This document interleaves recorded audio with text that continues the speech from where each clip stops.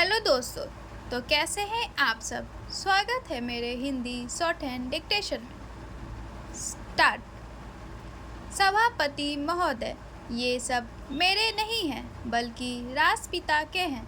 जो लोग आज सरकार में बैठे हुए हैं, क्या वे अपने दिल में सोचेंगे कि यह देश जो सब बालकों को अंग्रेजी पढ़ाने के लिए राष्ट्रपिता का कहा हुआ है, आज 54 वर्ष देश को स्वतंत्र हुए हो गए हैं, लेकिन राष्ट्रपिता की इस बात पर आज तक ध्यान नहीं दिया गया है।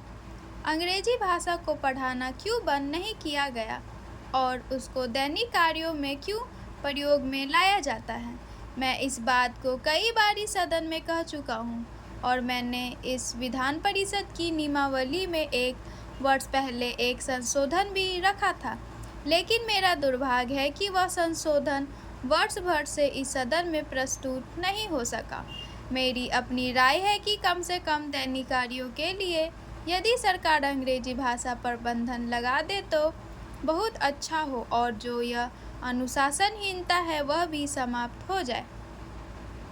सभापति महोदय, जैसा कि मेरे मित्र ने कहा, लड़कों के माता पिता अंग्रेजी का प्रयोग करते हैं और उनके शिक्षक भी उसका प्रयोग करते हैं, फिर बालकों पर उसका प्रभाव क्यों नहीं पड़ेगा। मैं उनसे सहमत हूँ कि बालकों में नकल करने की आदत होती है। जैसा वे अपने बड़ों को करते देखते हैं वैसा ही वे करते हैं। अगर हम कोई बुरा काम करेंगे तो उसका प्रभाव बालकों पर अवश्य पड़ेगा। आप देखेंगे कि जिस मनोवृत्ति के माता पिता और शिक्षक होते हैं, उसी प्रकार के बालक भी होते हैं। हम दूसरों को तो परामर्श दे देते हैं, लेकिन स्वयं उस पर अनुपालन नहीं करते।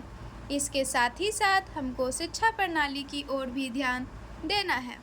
शिक्षा के जिन तरीकों को आजकल अपनाया जा रहा है, वे वास्तव में लाभकारी नहीं है।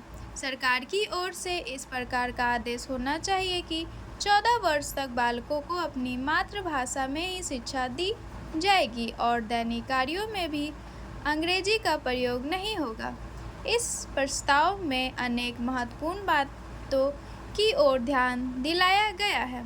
मैं समझता हूँ कि जब माननीय मंत्री जी इसका उत्तर देंगे तो कह देंगे कि हम बहुत सी बातों पर क्रियान्वयन कर रहे हैं, लेकिन मैं समझता हूँ कि उन पर कोई क्रियान्वयन नहीं हो रहा है। महोदय, प्रत्येक कदम फूंक फूंक कर रखना होता है और हो सकता है कि हम कुछ वर्ष गंवा दें, लेकिन स्वतंत्रता गंवाने की अपेक्षा वह अच्छा होगा। स्वतंत्रता का अर्थ केवल अपनी सरकार होना नहीं होता, बल्कि उसका अर्थ होता है कि हम निर्णय स्वयं कर सकें। हो सकता है कि वे निर्णय गलत हो, लेकिन वे हमारे निर्णय भारत के निर्णय होने चाहिए। हमें कपड़ा उद्योग की समस्याओं का भी ध्यान है।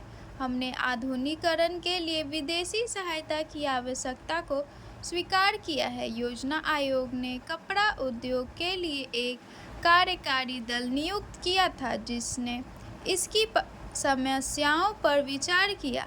सिद्धांत रूप में यह निर्णय किया गया कि वित्तीय अभिकरणों के द्वारा धन उपलब्ध कराया जाए।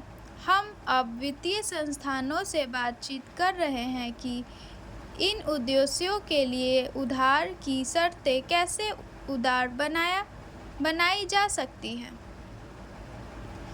आपने बेंगलुरु की घटनाओं और बम्बई में लिए गए हमारे कुछ निर्णयों की भी चर्चा की है। आप यह भूल गए हैं कि वे निर्णय वास्तव में कांग्रेस द्वारा पिछले आम चुनाव के शीघ्र बाद किए गए थे।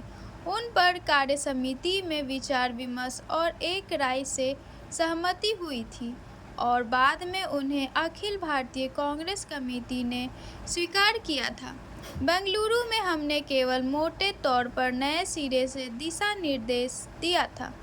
इसमें कोई संदेह नहीं है कि जब तक देश उस देश की ओर न बढ़े तब तक वह प्रगति नहीं कर सकता। मैं नहीं समझती कि आदर्शवाद और व्यवहारिकता को एक दूसरे से अलग किया जा सकता है। सभी देशों को अपनी प्रगति किसी न किसी सिद्धांत पर आधारित करनी होती है।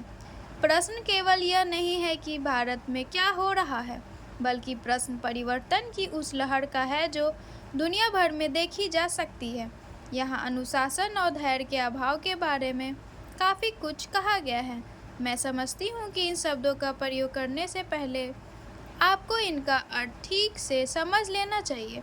आप शायद इसे अनुशासन कहेंगे कि इंग्लैंड में लोगों से बेगार ली जाती थी और उनसे दुर्भाग किया जाता था, या छोटे छोटे बच्चे अंधेरी खानों में काम करने के लिए जाते थे और अंधे होकर बाहर निकलते थे। जब वे इन सब के प्रति विद्रोह करते थे तो आप शायद उसे अनुशासनहीनता कहेंगे। आप सबको ये डिक्टेशन कैसी लगी मुझे कमेंट में ज़रूर बताएं और लाइव सब्सक्राइब करना तो बिल्कुल भी ना भूलें। तो आज का सेशन यहीं पे समाप्त करते हैं। धन्यवाद।